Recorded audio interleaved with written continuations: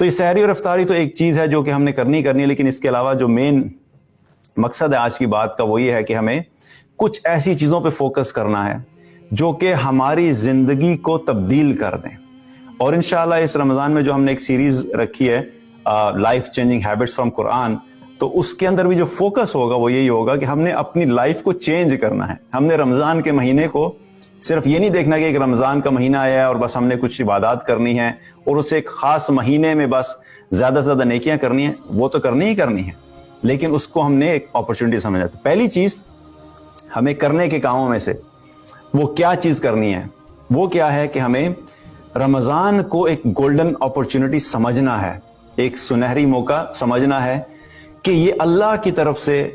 ہمیں دوبارہ ایک موقع دیا جا رہا ہے کہ اتنا زبردست مہینہ دیا جا رہا ہے جس میں رحمتیں ہیں، برکتیں ہیں، اور اللہ سبحانہ تعالیٰ کی طرف سے ہمیں موقع مل رہا ہے.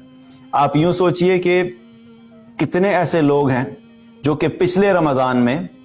ہمارے ساتھ تھے لیکن اس رمضان میں نہیں ہوں گے. کتنے ایسے لوگ ہیں جو کہ پچھلے رمضان تک روزے رکھ سکتے تھے لیکن اس رمضان میں ان کی صحت اس چیز کی اجازت نہیں دے گی وہ روزے رکھیں.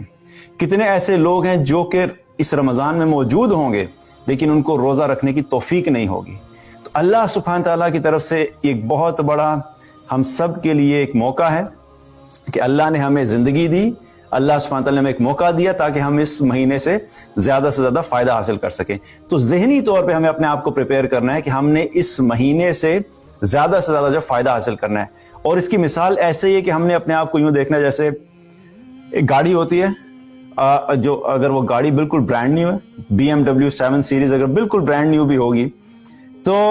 اگر ایک ہفتہ ایسا گزرے جس میں بہت زیادہ آندھی چلی، اس کے اندر مٹی بھی بہت زیادہ اڑی، پھر بارشیں بھی ہوئیں اور گاڑی کے اوپر مستقل مٹی پڑتی رہی، بارش پڑتی رہی، کیچڑ پڑتا رہا، تو ایک ہفتہ اگر گاڑی اس طریقے میں رہے گی بغیر دھلے ہوئے، تو ایک ہفتے کے بعد اس گاڑی کی جو حالت ہوگی وہ دیکھ کے کوئی بھی انسان اس کو یہ نہیں کہتا کہ بہت اچھی گاڑی ہے، چاہے وہ برانڈ نیو گاڑی ہوگی. لیکن جو ہی اس گاڑی کو سروس اسٹیشن میں انٹر کیا جائے گا، سروس اسٹیشن لے جایا جائے گا اور اس کی پراپر سروس ہوگی، اس کی واش ہوگی، اس کے بعد جو گاڑی نکلے گی تو اس کے اندر جو چمک ہوگی، اس کے اندر جو اٹریکشن ہوگی، ہر بندہ اس کی طرف کیا ہوتا ہے، اٹریکٹ ہوتا ہے. اور وہ جو پہلے ایک ہفتہ پہلے اس کی حالت تھی جو گندگی والی تھی اور اب جو ہے وہ بالکل ڈیفرنٹ ہو جاتی ہے. تو ہم سب کو بھی اپنے آپ کو اسی مائنڈ سیٹ کے ساتھ اس مہینے میں انٹر ہونا ہے، کیونکہ اس پورے سال میں ہم ساروں کے اوپر جو گناہوں کی گندگی ہے، جو غلاظت ہے، جو اللہ کی نافرمانی کی، جو گناہ ہوئے، ان تمام بوجھ کے ساتھ، اس تمام بوجھ کے ساتھ اور ان تمام گناہوں کے ساتھ، اس تمام گندگی کے ساتھ ہم لوگ اس مہینے میں داخل ہو رہے ہیں. لیکن یہ مہینہ ایسے ہی ہے جیسے سروس اسٹیشن ہے ہمارے لیے. ہمارے ایمان کی صفائی ہونی ہے، ہمارے جسم کی صفائی ہونی ہے، ہمارے تقوی کے اللہ کا تقوی حاصل کرنا ہے، ہمارا تزکیہ نفس ہونا ہے. تو اس مہینے کو یہی ہم نے سمجھنا ہے کہ ہم نے اپنی صفائی کرنی ہے. ہم نے صرف عبادت نہیں کرنی، عبادت بھی کرنی ہے، لیکن ہم نے اپنے آپ کو انسائیڈ آؤٹ چینج کرنا ہے. اب جب ہم اس مہینے میں انٹر ہو رہے ہوں تو تیمور احمد جو رمضان میں انٹر ہونے سے پہلے تھا اور رمضان سے ایگزٹ ہونے کے بعد وہ سیم نہیں ہونا چاہیے، اسے بہتر ہونا چاہیے. اگر ہم جس طریقے سے رمضان سے پہلے تھے اسی طرح رمضان میں گئے، چند عبادات کر لیں، اس کے بعد رمضان سے جب نکلے تو پھر ویسے کے ویسے ہی رہے، تو یقین جانے کہ ہم نے رمضان سے وہ فائدہ حاصل نہیں کیا جو کہ رمضان کا مقصد تھا. تو ایک چیز تو ہمیں کیا کرنی ہے جو کہ بہت امپورٹنٹ ہے کہ ہمیں اپنے ذہن کو پریپیئر کرنا ہے کہ نہیں، اس دفعہ کا رمضان جو ہے جب میں اس میں انٹر ہوں گا تو مجھے اپنے آپ کو چینج کرنا ہے، مجھے اپنے آپ کو تبدیل کرنا ہے، اور it has to be better می،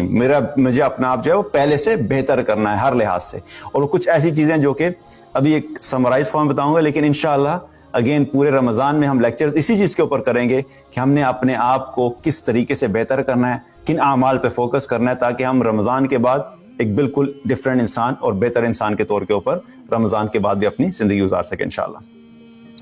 تو پہلی چیز مائنڈ سیٹ اپنا جو یہی رکھنا ہے کہ ہم نے اس مہینے سے فائدہ حاصل کرنا ہے. دوسری چیز کیا ہے کہ اب جب اس مہینے میں انٹر ہونا ہے تو یوں سمجھ لیجئے کہ ایک ایسا پیپر ہے جس کے اوپر پہلے ہی بہت کچھ لکھا ہوا ہے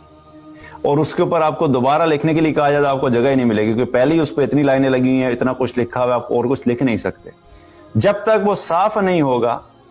تو آپ کوئی بہتر چیز اس کے اوپر بنا نہیں سکتے۔ اگر کوئی پینٹنگ کی ایگزامپل لیں تو اگر اتنی گندگی کسی نے ماری ہوئی ہے، اس کو ٹھیک کرنا چاہیں تو مشکل ہوتا ہے، لیکن اگر اس کو صاف کر دیا جائے تو صاف کرنے کے بعد دوبارہ سے ایک چیز بنائی جائے تو اس کو اچھے طریقے سے اگر بنانا چاہتے تب ہم بنا سکتے ہیں۔ اسی طریقے سے جو ہماری زندگی جو ہم شروع کرنا چاہتے ہیں، ایک بہتر زندگی کی طرف جانا چاہتے ہیں، تو اس کے لیے بہت ضروری ہے کہ پہلے ہم اپنے ان تمام اس غلاظت کو صاف کریں، اس گندگی کو صاف کریں جو کہ ہم لوگوں نے کیری کیا اس پورے سال میں۔ اور اس کا ایک طریقہ کیا ہے کہ ہم نے توبہ کرنی ہے۔ یہ وہ چیز ہے جس کو ہم نے اپنے ذہن میں رکھنا ہے کہ ہم نے رمضان سے پہلے جو ہے وہ توبہ کرنی ہے، اور اس چیز کا عہد کرنا ہے کہ یا اللہ یہ جو سال گزرا اس میں جو گناہ ہوئے، جو غلطیاں ہوئیں، جو بھی مجھ سے نافرمانیاں ہوئیں، میں ان پہ شرمندہ ہوں، میں ان پہ ندامت کا اظہار کرتا ہوں، اور میں تیری بارگاہ میں توبہ کرتا ہوں، تو میرے گناہوں کو معاف فرما اور مجھے ایک نئی زندگی گزارنے کی توفیق عطا فرما۔ تو اپنے گناہوں کے اوپر ندامت اور اس پہ توبہ کرنی ہے، کیونکہ حدیث میں آتا ہے، آپ صلی اللہ علیہ وسلم نے فرمایا کہ ایک رمضان دوسرے رمضان تک اپنے درمیان ہونے والے گناہوں کو مٹا دیتا ہے جب تک کہ کبیرہ گناہوں سے اجتناب کیا جائے۔ تو یہ رمضان جو ہے، پچھلے رمضان سے اس رمضان تک میں جو بھی گناہ ہوئے ہوں گے، جو بھی صغیرہ گناہ ہے، اللہ سبحانہ تعالیٰ اپنی رحمت سے ان کو معاف کر دے گا۔ پیچھے رہ گئے ہمارے کبیرہ گناہ، تو جب ہم توبہ کریں گے تو سچی توبہ کرنے کی وجہ سے ہمارے کبیرہ گناہ بھی معاف ہو جائیں گے۔ اب ہم لوگ جب رمضان میں انٹر ہو رہے ہوں گے تو بالکل پاک صاف ایک نئے انسان کی طرح انٹر ہو رہے ہوں گے۔ جب دل کے اوپر سے توبہ کرنے سے، کیونکہ کیا ہوتا ہے، گناہ بھی دھل جاتے ہیں، دل بھی صاف ہو جاتا ہے۔ کہ حدیث میں آتا ہے، آپ صلی اللہ علیہ وسلم نے فرمایا کہ جب انسان کوئی گناہ کرتا ہے تو گناہ کرنے کی وجہ سے اس کے دل کے اوپر ایک سیاہ نقطہ لگ جاتا ہے۔ اگر وہ توبہ کر لے تو وہ نقطہ ختم ہو جاتا ہے، اگر وہ دوبارہ گناہ کرے تو ایک اور نقطہ لگ جاتا ہے۔ تو جو گناہ کرتے جاتے ہیں دل سیاہ ہوتے چلے جاتے ہیں، لیکن جب سچی توبہ کی جاتی ہے تو وہ دل دوبارہ اسی طریقے سے صاف ہو جاتا ہے۔ جس دل کے اندر اللہ کی محبت آتی ہے، جس دل کے اندر اللہ کی خشیت آتی ہے، جس دل کے اندر اللہ سبحانہ تعالیٰ کی اطاعت کا جذبہ ہوتا ہے، جب وہ گندگی سے پاک ہو جائے گا، گندگی سے صاف ہو جائے گا، تو پھر اللہ سبحانہ تعالیٰ کی اطاعت کرنے کا دل بھی چاہے گا۔ تو یہ چیز کیا ہے کہ اپنے دلوں کو صاف کرنا توبہ کے ذریعے سے، تاکہ ہم انشاءاللہ جب رمضان میں ہوں اور ہمارے اس دل جو کہ آلریڈی توبہ سے صاف ہو چکا ہوگا، جب اس کو تھوڑا سا ماحول ملے گا، اس کو تھوڑا سا ایمان نظر آئے گا، اس کو تھوڑے سے نیک اعمال نظر آئیں گے، تو انشاءاللہ اس کے اثرات ہماری زندگی پہ بہت زیادہ ہوں گے۔